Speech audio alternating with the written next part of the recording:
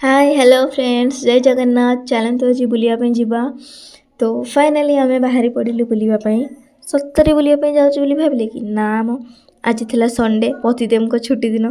तो आम जाऊँ मार्केट खावाई बहुत दिन है बाहर खावा कि पार्टी बाजिनी तो से आम बाहरी पड़ू मार्केट देखु ये रास्तार ब्यूटी गला बेले केते सुंदर है।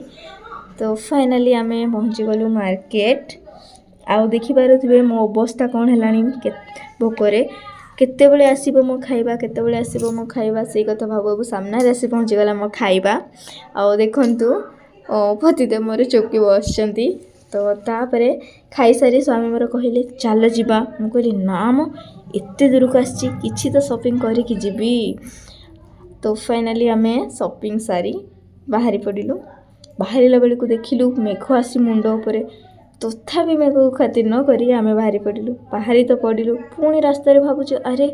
जोर वर्षा आसिले करवा कौन यही कथबार्ता हो देखिलु कि अरे आम तो पहुँचवा उपरे आउ चिंता नहीं आउ आमर वर्षा को भय ना। तो हे फ्रेंड्स जदि आपण मानक मोर ये मिनी ब्लॉग टी भल लगी तो लाइक शेयर कमेंट निहाती करेंगे आउ मो चैनल टी सब्सक्राइब करी पाखरे बेल आइकन टी प्रेस करदे। जय जगन्नाथ।